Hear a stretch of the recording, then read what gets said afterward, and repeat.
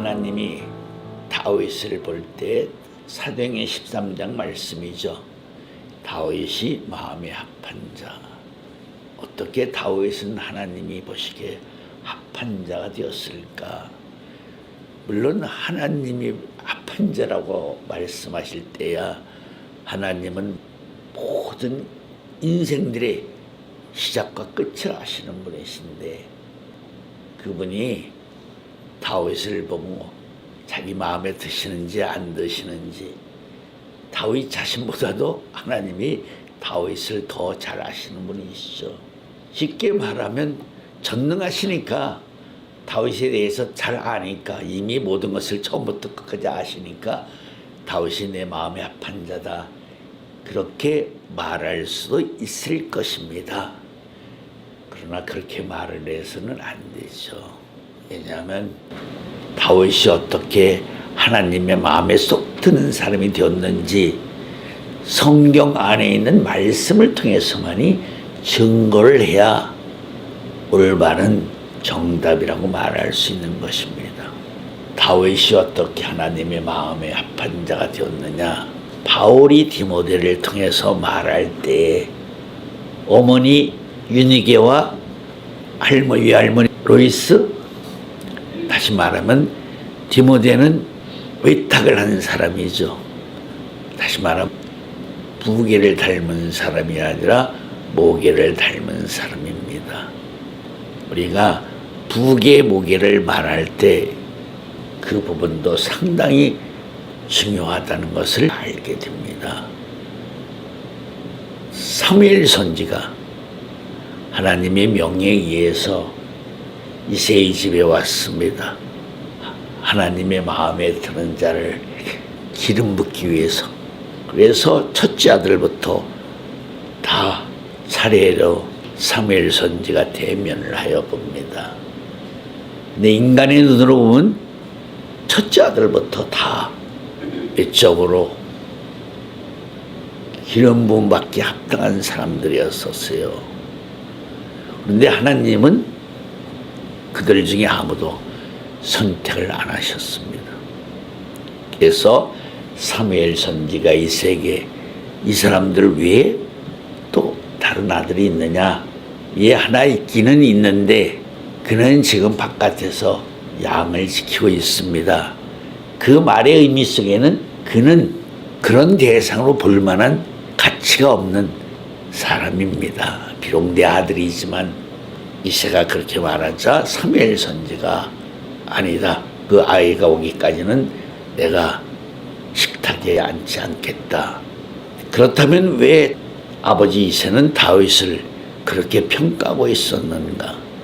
다른 아들들은 이목구비가 뚜렷하고 기골이 장대하고 건강한 그런 부계를 닮았는데 다윗은 누구를 닮았어요? 어머니를 닮았다. 왜냐하면 다윗의 외모는 아담하고 준수했다, 그렇게 되어 있거든요. 아담하다는 말은 걸격이 장사 그런 뜻이 아니지.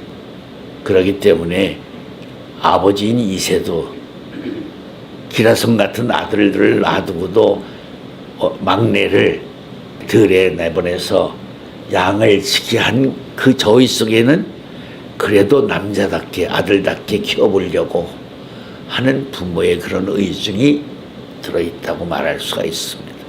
그런 다윗을 데리고 왔습니다.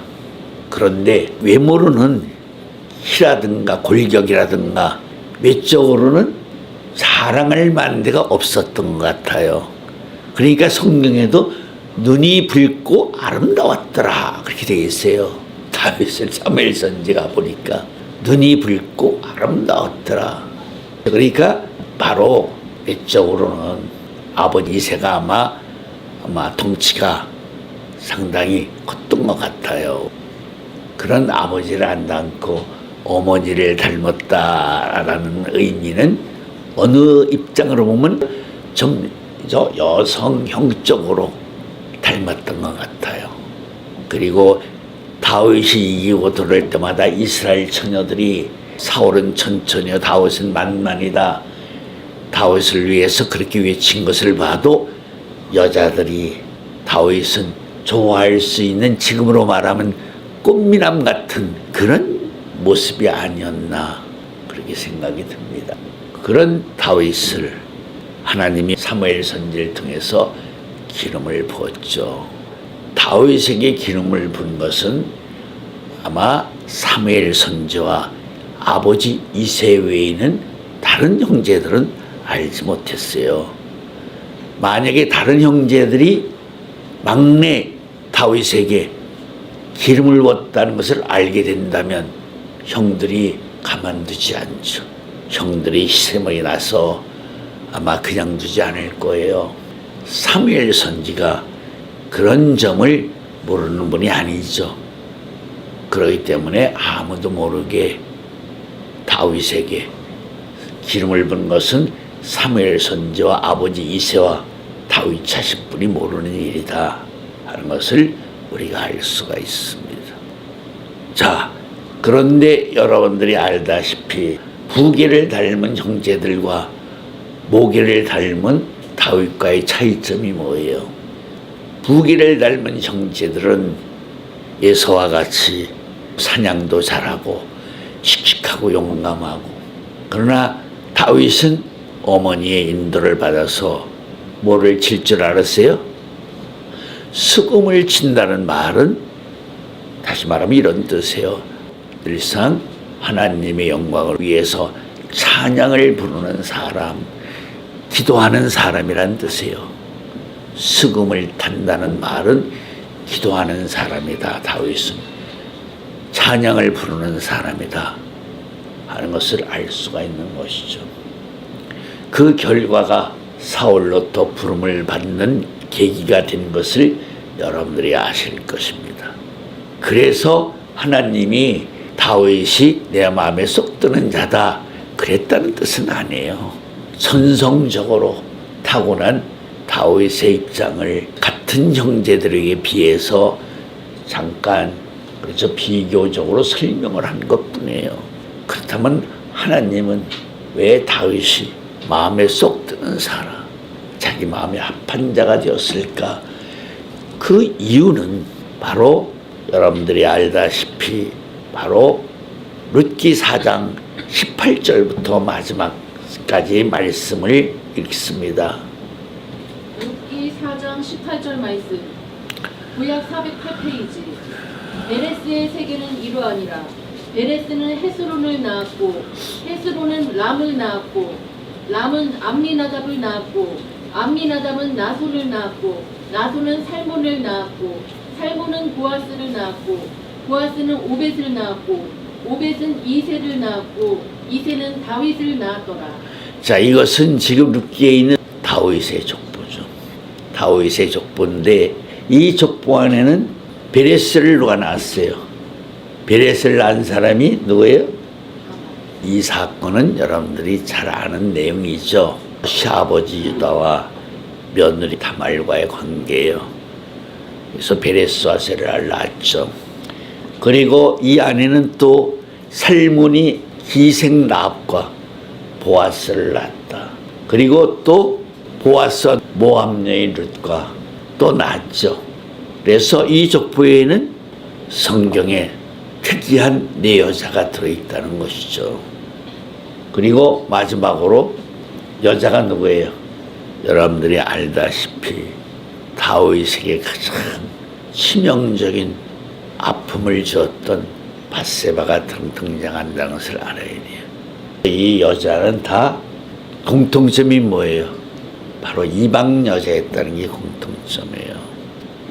그리고 공통점이 뭐예요? 처녀가 아닌 다 유부녀, 그러니까 한 번씩 전 남편이 있었던 여자들이었다는 것이죠.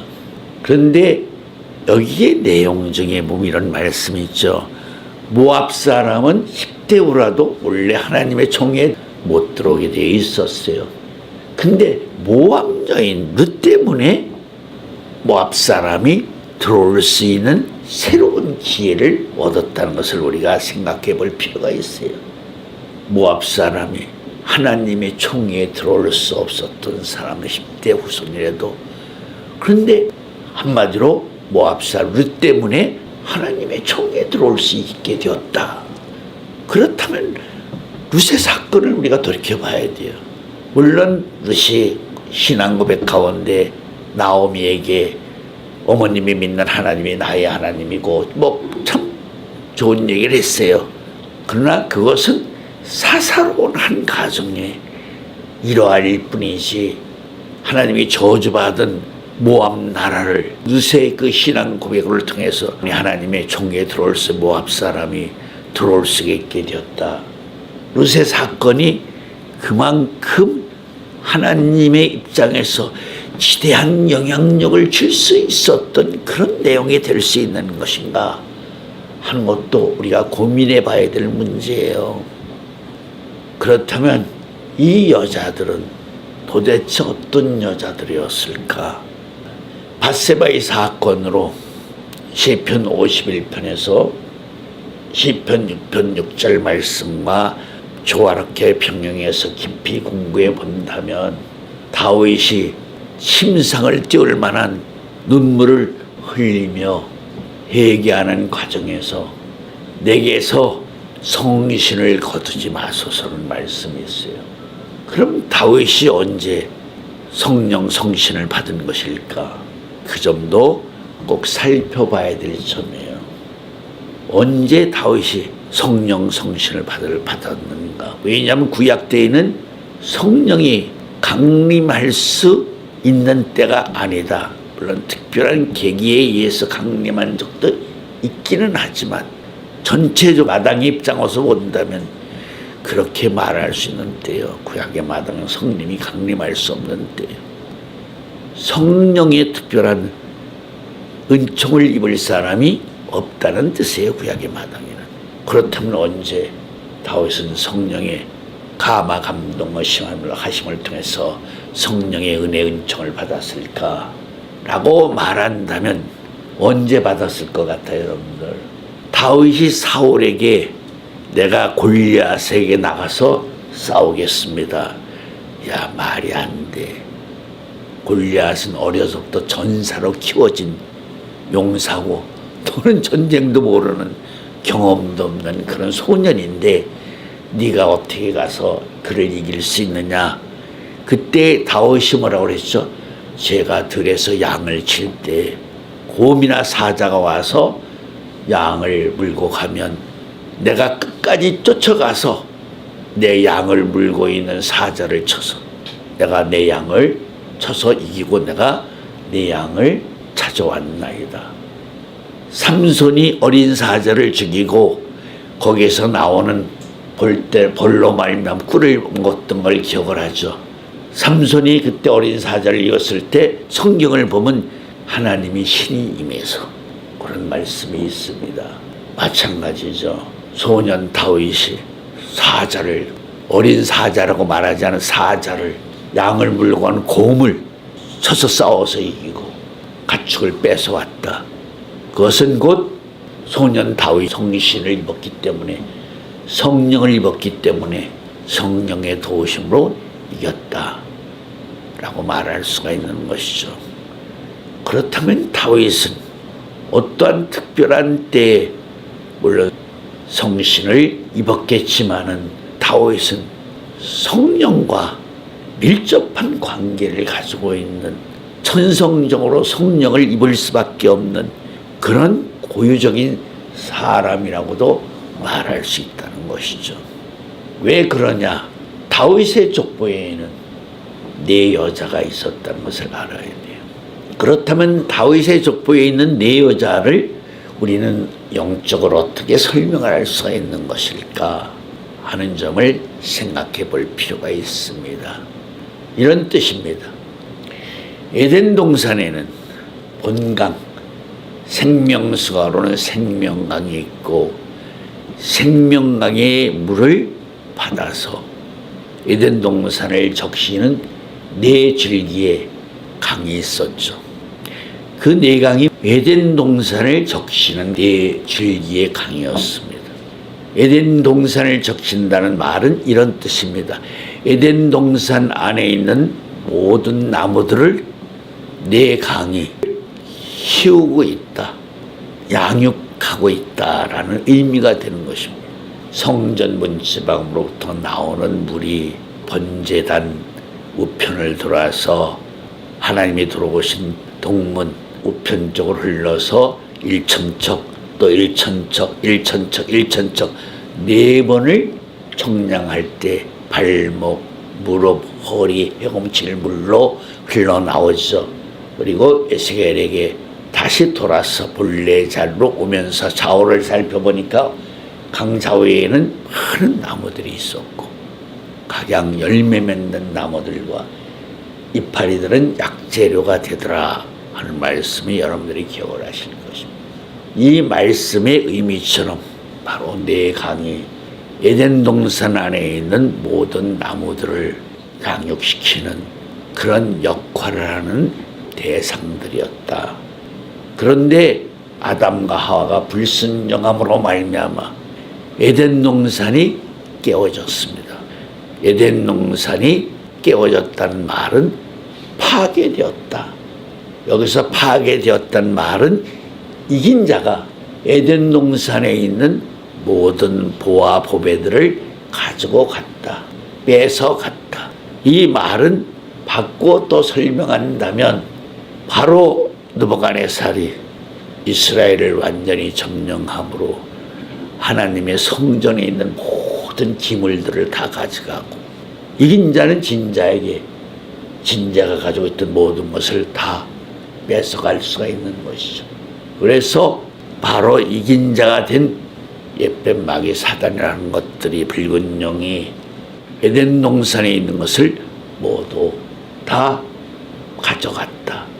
그것을 가리켜 예수님을 시험할 때 마귀가 내가 넘겨받았다라고 말하는 대상들이죠. 강은 바로 상징적으로도 여성을 의미하고 있죠.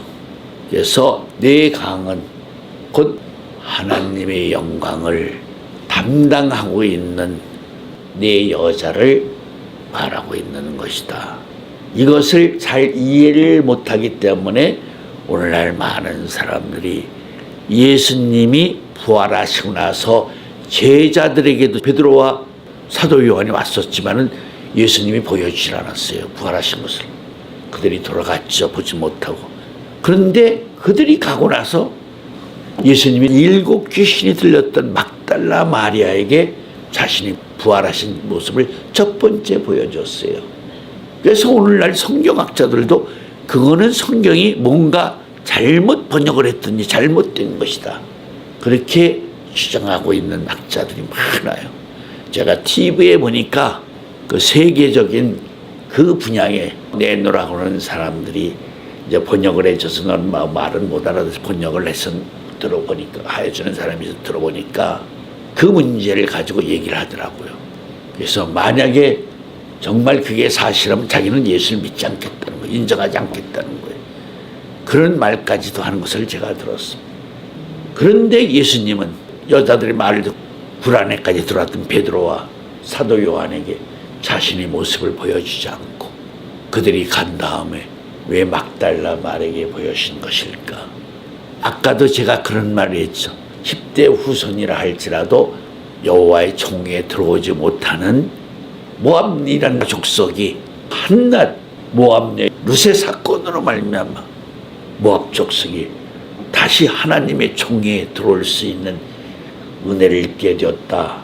그 맥과 지금 예수님의 막달라 마리아에게 베드로와 사도 요한에게도 보여주지 않던 부활의 성체를 영광의 성체를 7 귀신이 들렸던 막달라의 마리아에게 보여줬다는 그 말씀과는 일맥상통하는 점이 있다. 왜 예수님이 그런 일을 하셨습니까? 물론 그들이 12 제자와고는 또 다른 입장의 차원이 있는 것은 분명하지만 본질적인 입장에서 에덴 동산이 회복이 되는 것이 우선적으로 먼저 이루어야 될 일이기 때문에 예수님은 네 마리아를 찾을 수밖에 없는 것이다. 먼저 선택하고 그들에게 먼저 바로 생명나무를 보여줄 수밖에 없었던 것이다 하는 것을 알아야 되는 것입니다. 그렇다면 본강은 누구를 말하는 것일까? 생명수가 흐르는 본강, 생명강은 누구를 말하는 것이죠? 바로 예수님을 낳은 마리아를 말하는 것이다. 자, 예수님 때까지 성경에 나타나는 그래서 4,100명 이 이름들이 나와 있는데 예수님 전에는 마리아라는 이름이 단 한 군데도 나와 있지 않아. 근데 마리아라는 이름이 예수님 때만 나타났다는 거죠.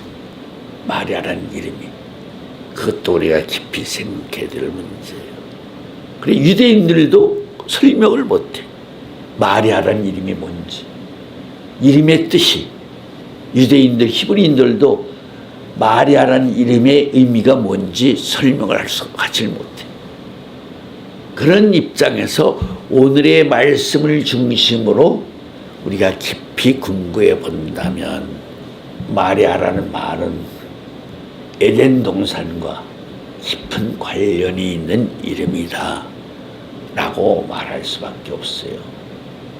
왜냐하면 생명강, 본강을 의미하는 마리아와 막달라 마리아를 비해서 네 마리아를 예수님이 찾으셨다는 거죠. 그 마리아 중에 하나가 누구라는 거예요 오늘?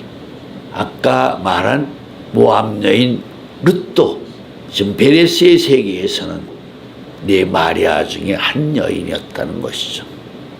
즉 다시 바꿔 말하면 왜 네 여자가 바로 히브리 사람이 아니라 뭐 이방 사람이라는 것이 공통점을 가지고 있는 그 의미의 세계를 설명한다면 바로 네 여자, 네 강을 의미의 네 여자를 다 이긴 자들이 예수님의 겉옷을 네 깃으로 찢어서 나누어 가진 것처럼 그들을 각 이긴 자들의 나라가 다 나눠 가졌다. 여러분들이 알다시피 다말은 가난 여자예요. 다말도 기생랍도 가난 여자 중에 우리가 이긴 자가 되어서 적진의 중요 사람들을 잡아오죠. 잡아오면 그들 중에서도 가장 중요한 대상들은 더 경계가 삼엄한 감옥에 가두게 되어 있어요. 경중을 가려서 뭐 별정 무게가 없는 사람들은 좀 가벼운 감옥에 가두고 중형으로 다스려야 될 사람들은 그래서 깊은 감옥에 가둬야 돼요. 그래서 네 여자 중에서도 막달라 마리아가 7 귀신이 들렸던 여자예요. 그래서 7 귀신이나 들렸던 말은 막달라 마리아를 7 귀신이 지키고 있었다. 7 귀신이 막달라 마리아를 장악하고 있었다. 주관하고 있었다. 그런 뜻이에요. 1칠수라는 말은 뭐 영적 완전수예요. 영적으로 완전한 귀신이 막달라 마리아를 지키고 있었다. 구속하고 있었다. 그렇지만 막달라 마리아가 네 마리아 중에서는 비선강에 해당되는 여자라고 말할 수 있다. 그래서 네 마리아 중에서도 누가 예수님의 첫 번째 부활의 성체를 막달라 마리아에게 보여준 것이다 하는 사실을 알아야 되는 것입니다. 그런 네 여자를 찾아오는 과정에서 모압 여인 룻도 본래는 에덴 동산의 한 강의 주인공으로 있던 여자였지만 진자가 돼서 이긴 자에게 잡혀가서 그렇죠 모압 족속이 되었다 라고 말할 수가 있는 것이죠. 그래서 그를 찾아왔다는 말은 이런 의미가 있어요. 그를 찾아오는데 모압 족속이 룻을 순순히 내어줬다. 그런 의미도 있는 것이에요.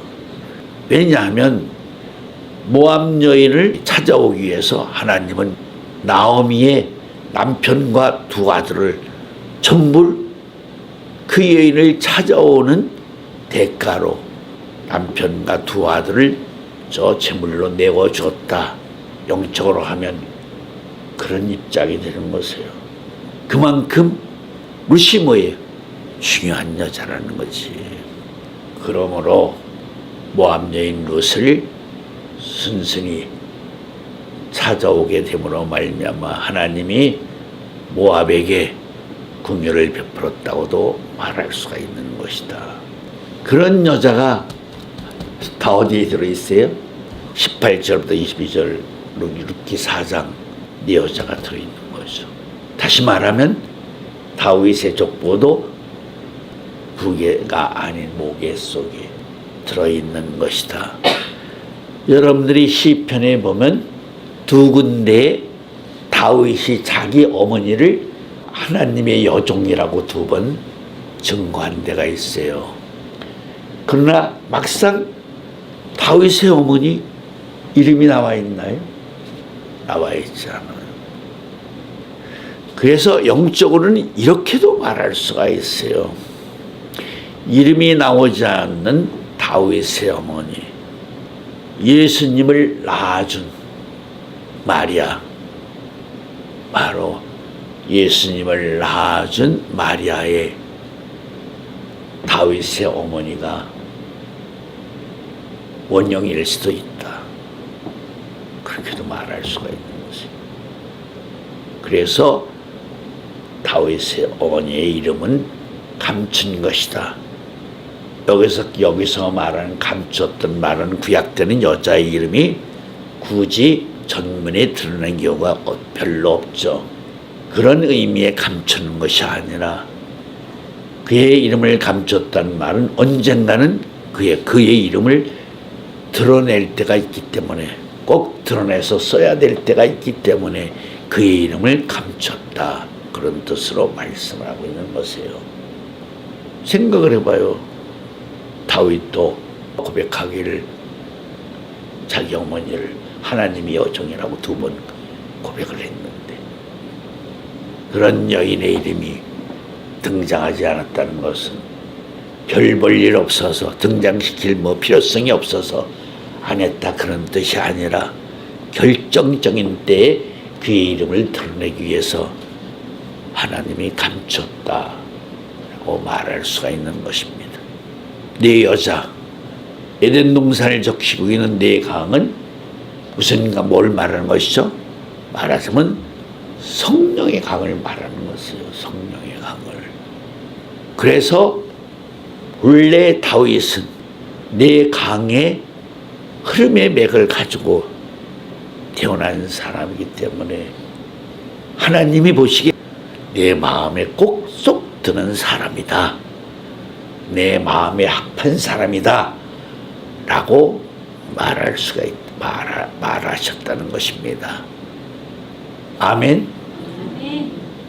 그래서 다윗에게 이사야 55장 3절도 내가 다윗에게 확실한 은혜를 주었다.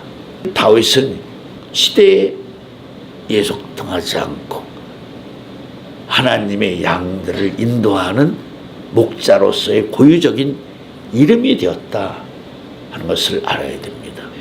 예레미야, 이사야, 에스겔 다 다윗이라는 이름이 나오죠. 내가 내 양들을 내 목자 다윗에게 맡기겠다. 그리고 이사야 6장 9절 10절에 보면 하나님이 다윗의 왕권을 기초로 해서 내가 만왕의 왕으로서의 보좌를 이루시겠다.